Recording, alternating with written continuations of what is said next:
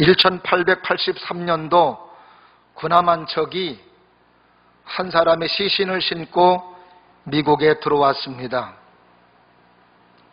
그 배가 들어올 때 군악대 연주 소리가 울려 퍼졌고 미국의 대통령이 나오고 국무위원이 나오고 그리고 국회의원도 나와서 그 유해가 들어올 때 대통령도 국무위원도 국회의원도 모자를 벗고 조의를 표하고 경의를 표했습니다. 이 사람은 전쟁의 영웅도 아니고 정치가도 아니고 과학자도 아니었습니다.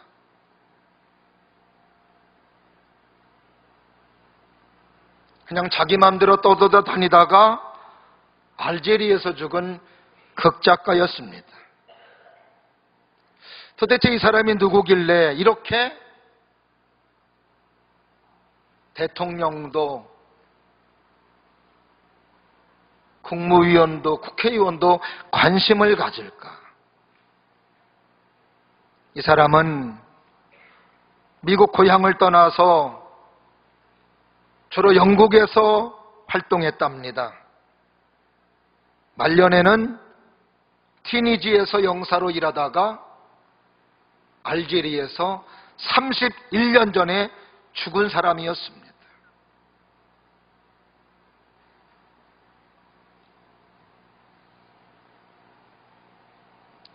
이 사람은 바로 즐거운 나의 집의 작사자 존 하워드 페인이라고 하는 사람이었습니다. 왜 이렇게 사람들이 그를 존중히 여기는가? 가정을 소중함을 일깨워줬기 때문이라는 거죠. 가정이 너무 귀하다라는 것, 가정이 너무 소중하다라고 하는 것. 이 사람은 평생 혼자 살았답니다. 역시 평생 독신으로 떠돌아 살았는데 어느 날 불이 켜 있는 집을 발견했습니다.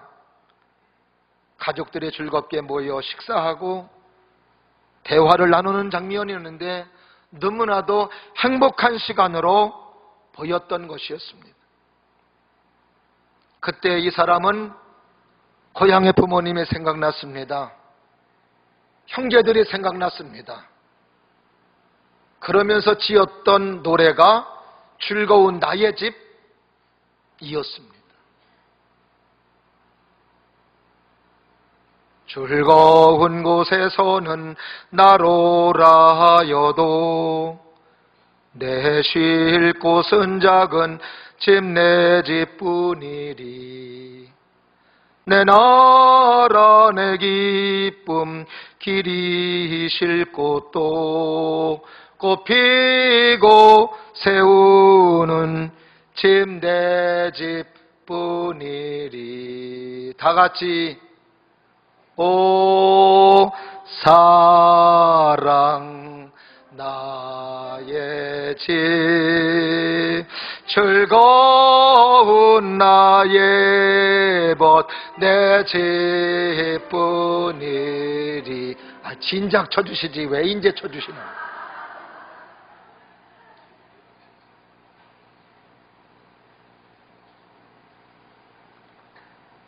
비록 그 사람은 가정을 이루지 못했지만 미국 사람들에게, 전 세계 사람들에게 가정의 소중함을 일구어줬기 때문에 그렇게 대통령도 국무위원도 국회의원도 그 시신이 들어올 때 경의를 표했다는 것입니다. 하나님이 만든 공동체 두 개가 있습니다. 하나는 가정이고 하나는 교회예요. 그래서 가정과 교회는 하나님이 만드셨기 때문에 잘 돼야 됩니다. 그리고 가정과 교회는 건강해야 됩니다. 하나님은 가정의 공동체를 통해서 행복을 맛보게 하시고 하나님의 천국을 맛볼 수 있도록 해주셨습니다. 그러기에 가정은 무너져서도 안 되고 가정은 꼭 행복해야 되고 가정은 곧 건강해야 됩니다. 가정이 건강해야 사회도 건강하고 나라도 건강합니다. 가정이 무너지면 사회도 무너질 수밖에 없고 나라도 무너질 수밖에 없습니다.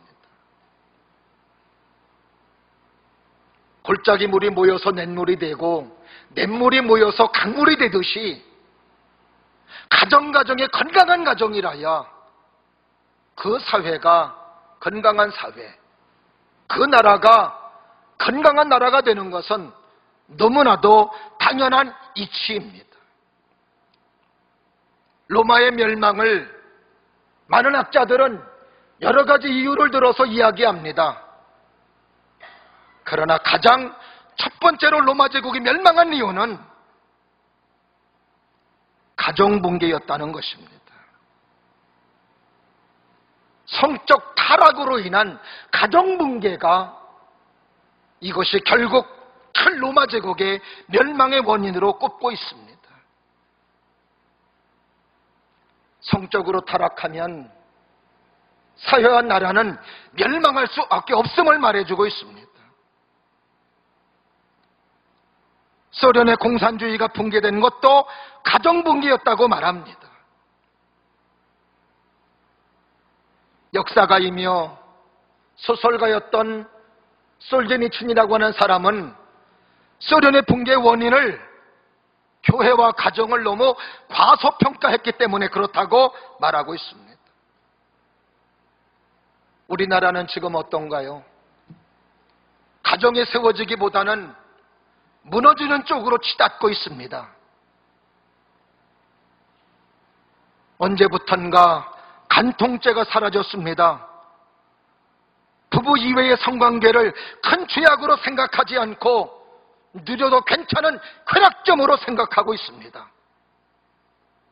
교회 청년들이나 믿는 부모들마저도 순결지키는 것을 하나님의 큰 명령으로 생각하지를 않습니다.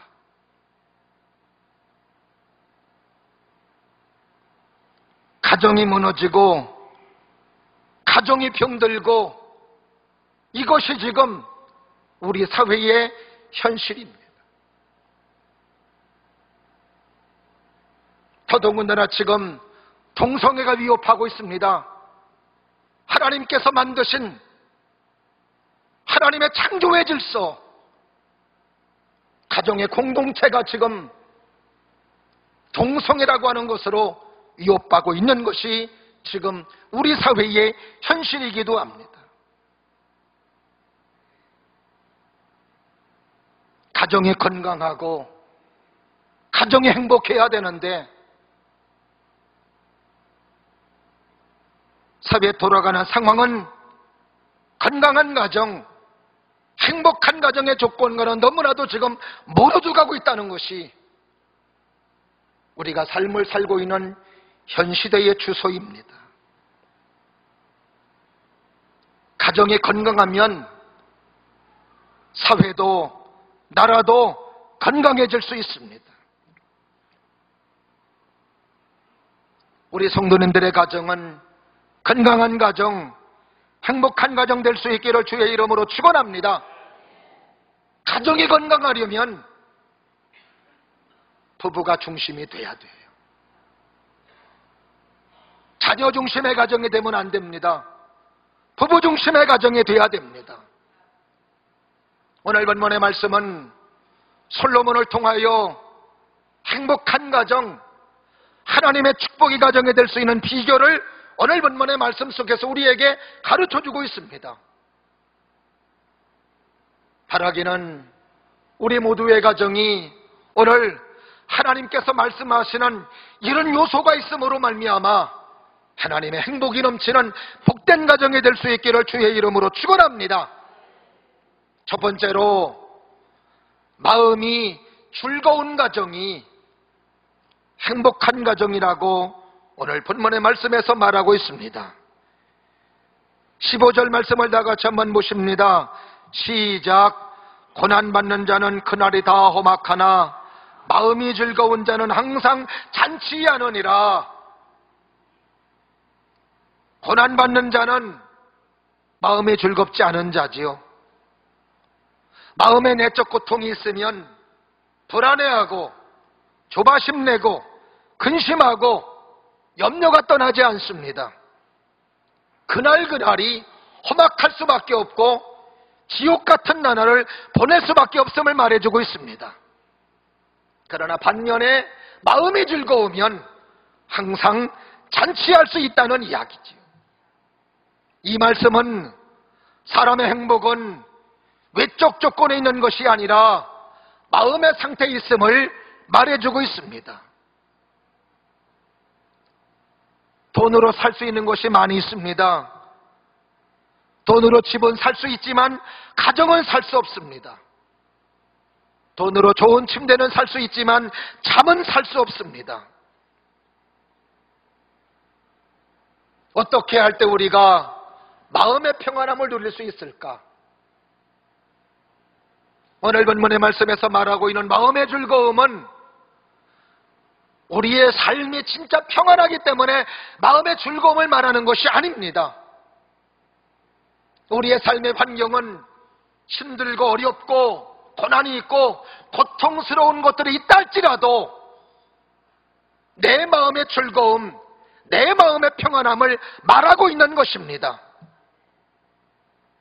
어떨 때 우리가 삶의 형편이 힘들고 어려운데도 오늘 말씀처럼 마음의 즐거움을, 마음의 평안함을 소유할 수 있고 유지할 수 있을까?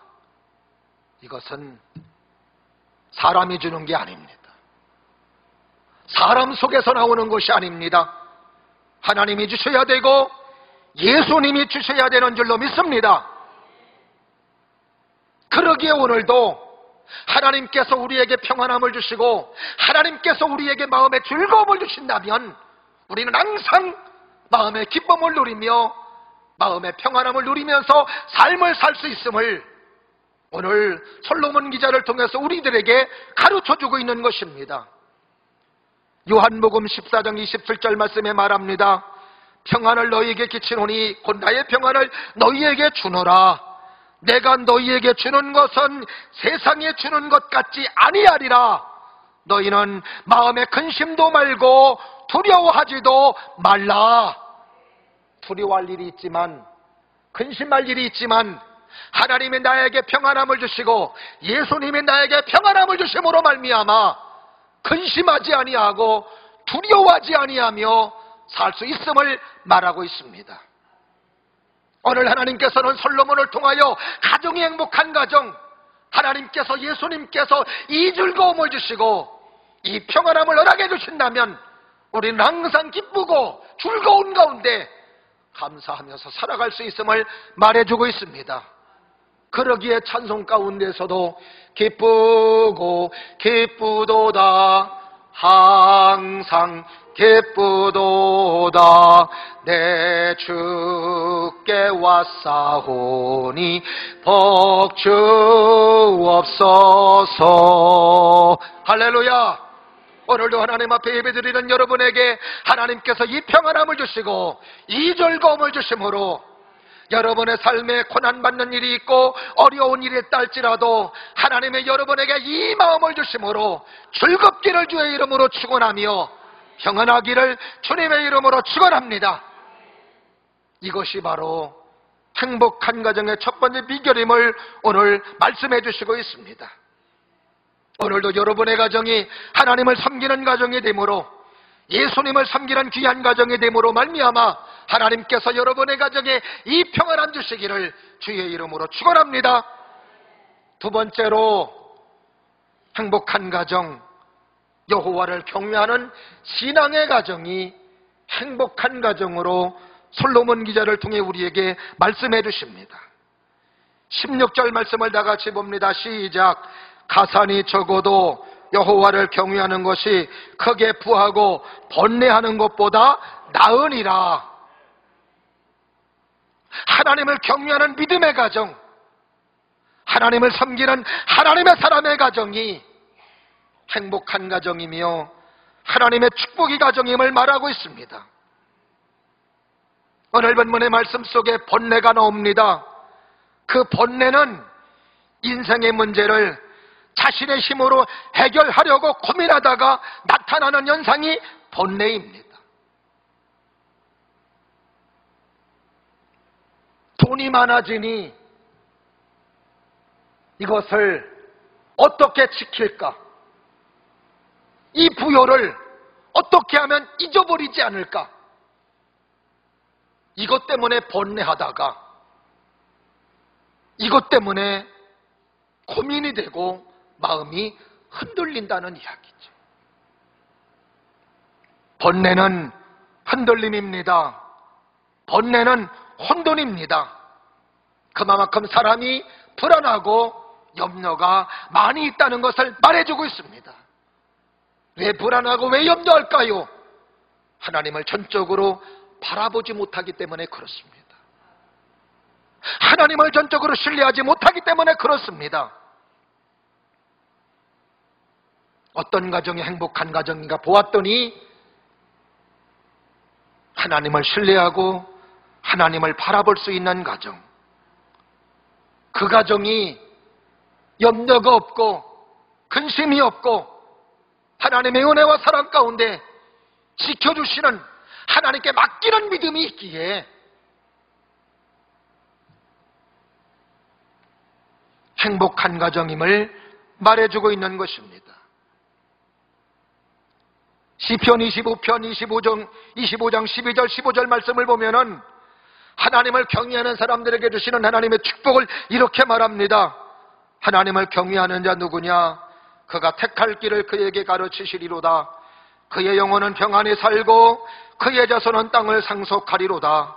여호와의 친밀하심이 그를 경외하는 자들에게 있으며 그의 언약을 그들에게 보이시리로다.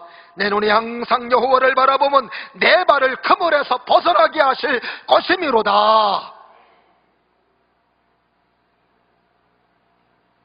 하나님을 경외하는 사람들에게 무엇을 택하여 삶을 살아갈 것인가를 하나님께서 알려주신답니다.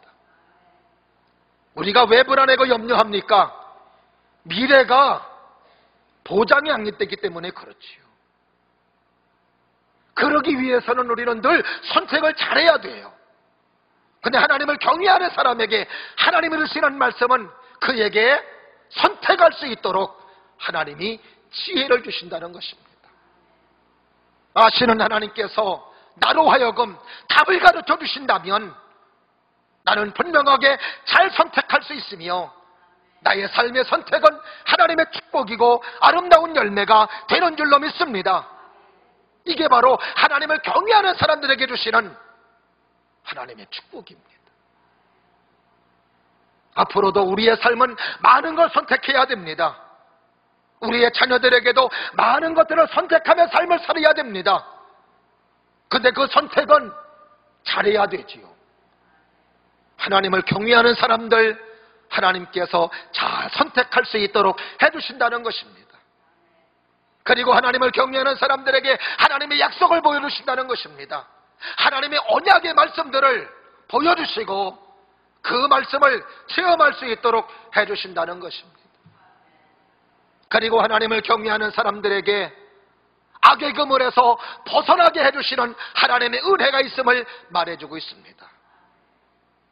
그러기에 다윗은 평생 하나님을 경외하는 일을 소홀히 아니하며 하나님을 경외하면서 삶을 살았던 것이었습니다.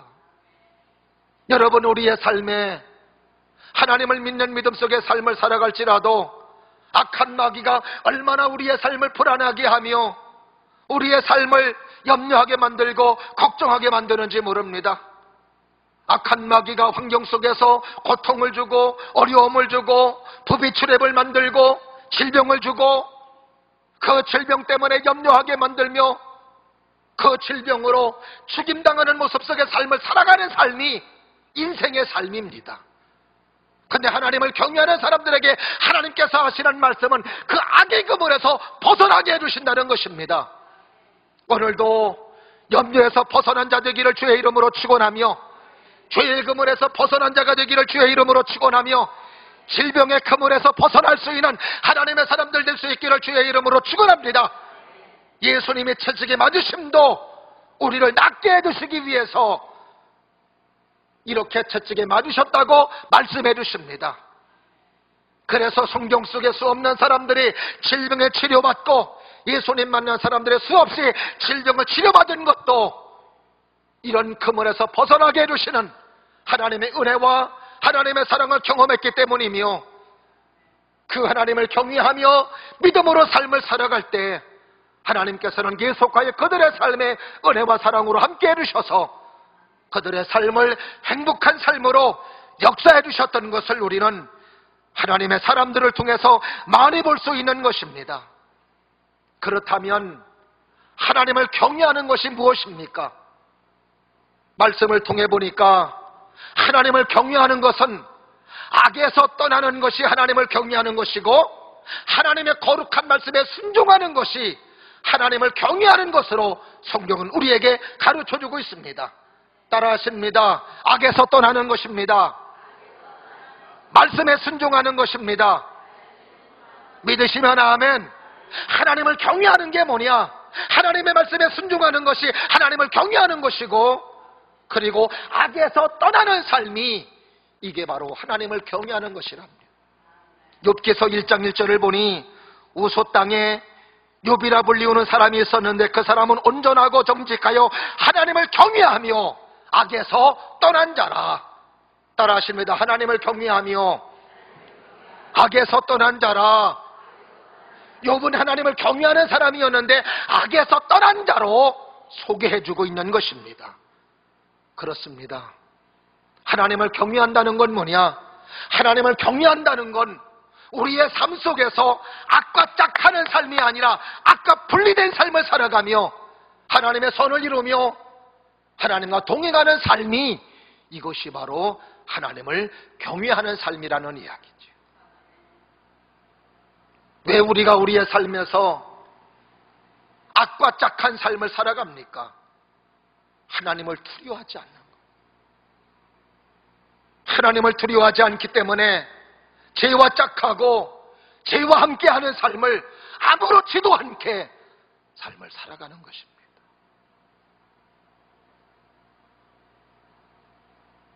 어떻게 부모를 버리고, 어떻게 자식을 버리고, 어떻게 바람을 피울 수가 있습니까?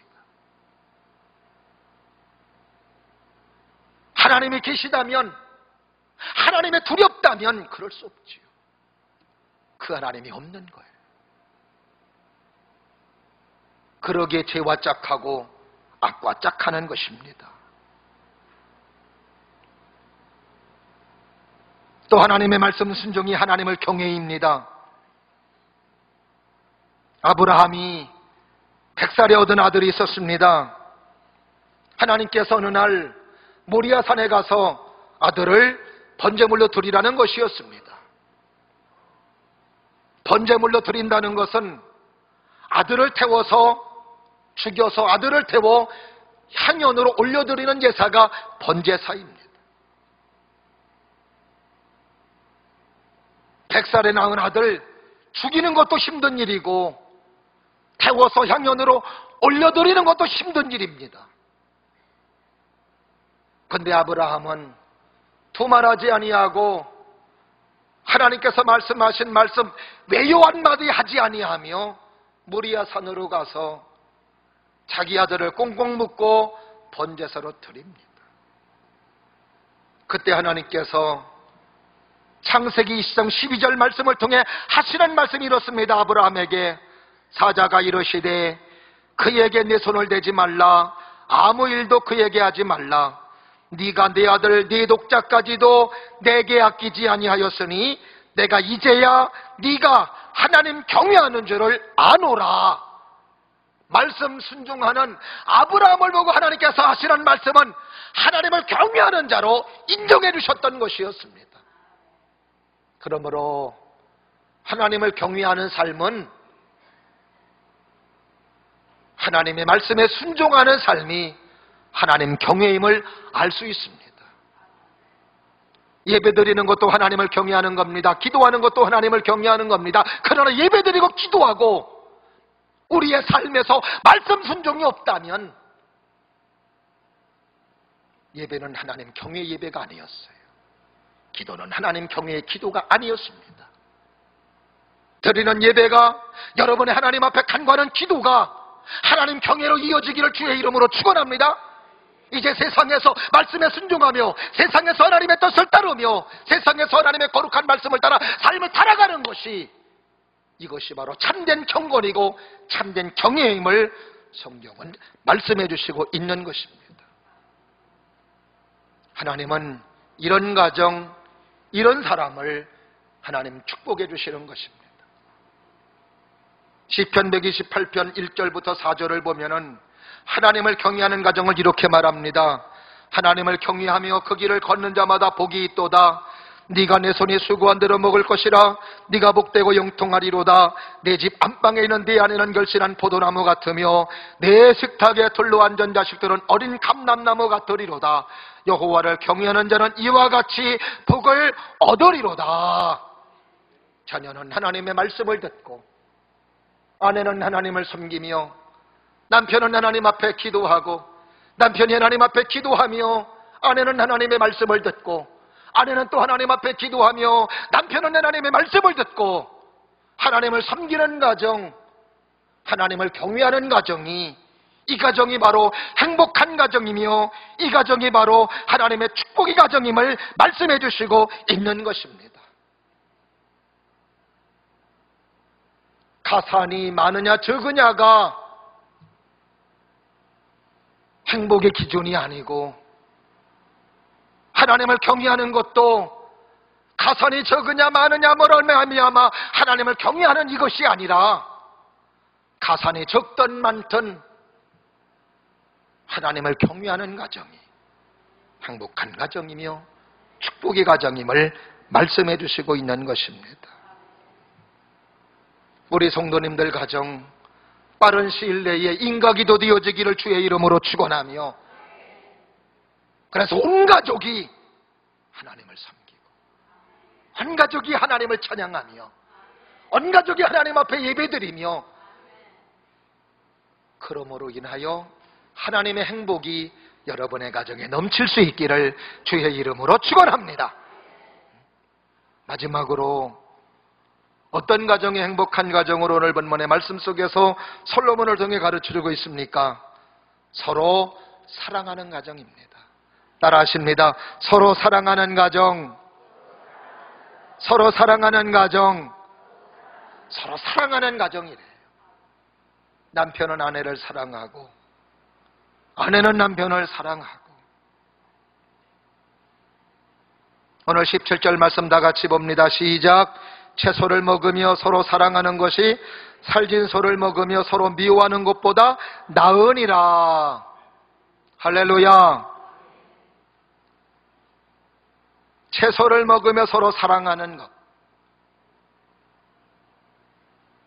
여기에서 채소는 가난한 사람들, 생활 형편이 어려운 사람들,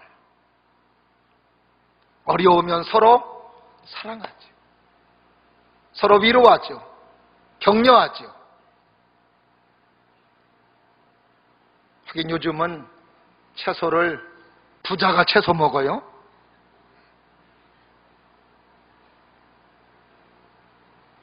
그런데 어떻든 오늘 말씀에 나오는 채소는 어려운 사람 말하는, 여기에서 소는 아무 고기가 아닙니다. 수입 고기가 아니에요. 횡성의 한우, 홍성의 한우, 안동의 한우가 오늘 소예요. 근데 참 사람이 이상하죠. 어려울 땐 서로 위로하고 격려하는데 돈이 많아지면 다퉈요. 싸워요. 성경에도 아브라함과 롯이 어려울 때는 서로 위하고 서로 사랑합니다. 근데 서로 가산이 많아지니까 함께 할 수가 없는 거예요. 결국 갈라지지 않습니까?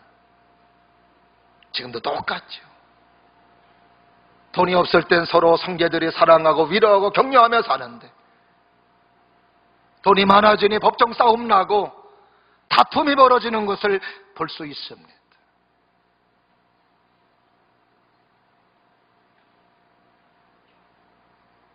중요한 것은 서로 사랑하라는 것입니다. 고린도전서 13장을 보면 사랑을 구체적으로 오래 참는 것, 성내지 않는 것, 시기하지 않는 것, 이런 것으로 우리에게 말해주고 있습니다. 성경이 말하는 사랑은 어떤 이론이나 어떤 사상이나 어떤 관념이 아닙니다. 철학이 아니죠. 우리의 삶에 관심이고 내가 실천해야 되는 수고임을 말해주고 있습니다. 그래서 독일에서 사회심리학자 에릭 프롬은 자신의 사랑의 기술에서 사랑은 관심이라고 말해주고 있어요. 관심이 있기 때문에 사랑하고, 관심이 있기 때문에 수고하고, 관심이 있기 때문에 희생하는 거죠. 자기 자녀를 사랑하기 때문에 수고하고 희생하는 일에 아끼지 않는 것을 볼 수 있습니다. 사랑하는 감정과 좋아하는 감정은 달라요. 좋아하는 감정에는 수고나 희생이 그렇게 들어가지 않습니다. 그러나 사랑하는 감정에는 꼭 수고가 들어있고 그리고 희생이 들어가 있다는 것이죠. 사랑하시는 여러분들의 가정이 이런 사랑이 가득하기를 주의 이름으로 축원합니다. 아내가 남편에게 듣고 싶은 말이 있대요. 그게 뭐냐? 첫 번째가 사랑해요랍니다. 남자분들만 한번 시작. 왜 안 하세요? 다 같이 시작. 사랑해요. 그 다음에 두 번째가 미안해요래. 세 번째가 둘이 외식할까요? 네 번째가 반찬 맛있어.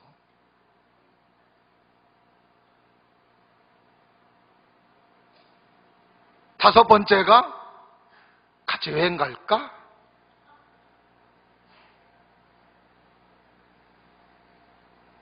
근데 저도 설교 준비하면서 해보려고 그래 잘 안 나오더라고요. 왜 그런가 봤더니 우리 아버지가 평생 안 했어요. 우리의 선조들이 그걸 안 했어요. 사랑하면서도 표현하는 것에 너무 부자연스럽죠.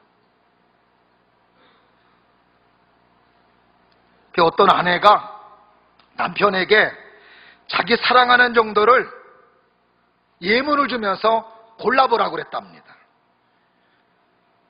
여기서 어떤 거를 고르라고. 첫 번째 예문을 말합니다. 나는 아내를 영원토록 사랑한다. 두 번째, 나는 아내를 미치도록 사랑한다. 세 번째, 죽도록 사랑한다. 어때요? 1번도 사랑한다는 말이고 2번도 사랑한다는 말이고 3번도 얼마나 아내가 사랑한다는 말을 듣고 싶으면, 그런데도 우리는 너무너무 인색해요. 사랑해라고 하는 말, 여보 사랑해, 그 말을 해야 되는데 그 말이 안 나오는 거예요. 그렇죠, 김경천 장로님? 장로님 하세요? 감사해요. 저 같은 경우에는 했다가 사람들 굉장히 많네.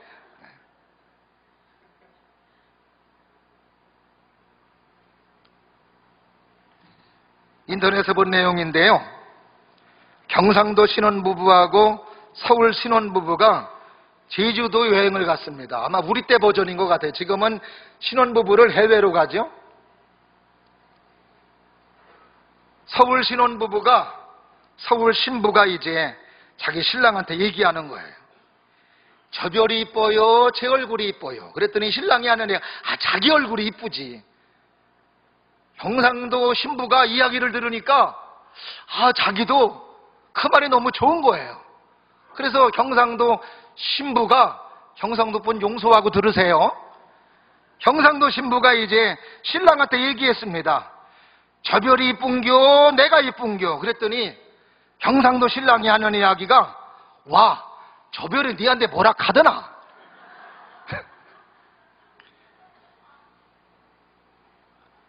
서울 신부가 신랑에게 얘기합니다. 자기야, 나 800에도 돼? 그랬더니 신랑이 하는 이야기가, 아, 그럼 800에도 되지. 경상도 신부가 또 말합니다. 자기야, 나 800에도 되는겨. 그랬더니 경상도 신랑이 하는 이야기가, 버떡 TV 자라. 서울 신부가 또 이야기합니다. 자기야, 저 달에 참 밝지요. 근데 신랑이 하는 이야기가, 저 달에 밝지만 자기 얼굴이 더 밝아. 경상도 신부가 물어봅니다. 보소, 저 달에 참 밝지요? 그랬더니 경상도 신랑이 하는 이야기가, 대곱박 지어봐라, 나도 좀 보게. 서울 신부가 말합니다. 절벽에 핀 꽃을 보고, 자기야, 저 꽃 나 따다 줄 수 있어? 그랬더니 신랑이 얘기합니다. 그럼 자기가 원하는 건 다 따다 주지.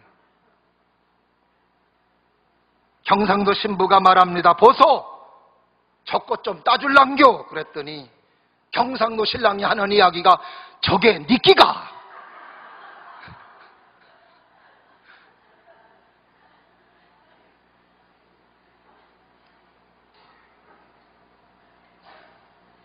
우리는 사랑한다는 말에 너무 인색할 때가 너무 많습니다.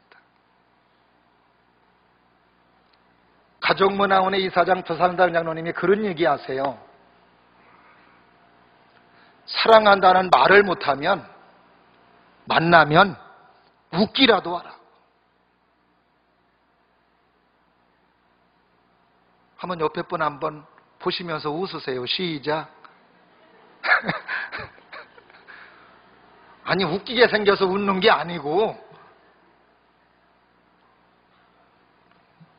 근데 그분이 하는 이야기가 있습니다. 콜론 보니까 웃음이 쌓이면 사랑에 전달돼서 행복이 전달된다는 것입니다. 행복한 사람이 된다는 거예요. 행복은 어디에 있느냐? 사랑에 있다는 거죠. 이렇게 사랑하며 사는 시간도 부족한데, 이 인간 애들 결혼만 시켜봐 끝이다, 끝. 여기도 그런 분 두 분 있어요. 저도 포함되는지 몰라요. 이 인간 직장만 그만둬봐라, 끝이다, 끝. 참, 이런 삶이 얼마나 불행하고 얼마나 힘들까. 부부싸움이 칼로 물베기라고 그러는데 칼로 살베기예요.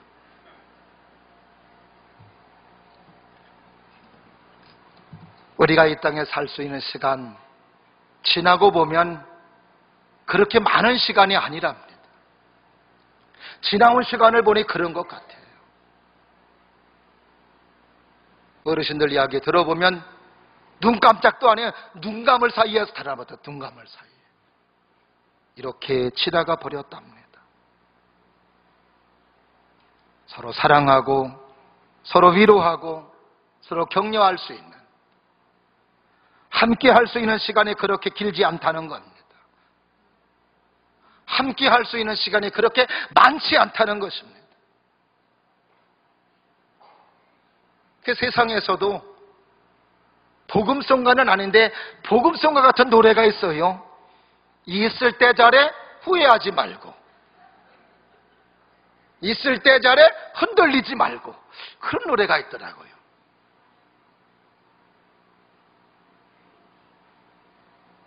있을 때 손잡아 주시고, 있을 때 기도해 주시고, 있을 때 격려해 주시고, 있을 때 사랑할 수 있는 사람.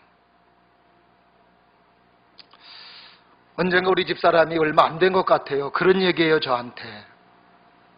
이제 은퇴하고 목사님 이제 하나님 부름 받으면 나는 교회에서 운영하는 요양원에 들어가서 하나님과 함께 교제하다가 하나님 부름 받을 거예요. 근데 제 마음이 먹먹해지더라고요. 그래, 더 많이 사랑해야지. 사랑합니다. 이건 제가 우리 집사람한테 하는 거예요. 방송에서 빼, 이건.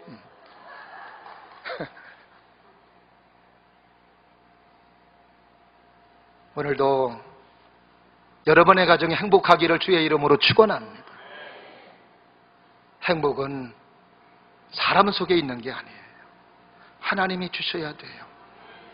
하나님이 주시는 그 믿음을 가지고 사랑할 때, 하나님 주시는 그 믿음을 가지고 아내를 사랑하고, 하나님 주시는 그 믿음을 가지고 남편을 사랑할 때 거기에 행복이 있습니다.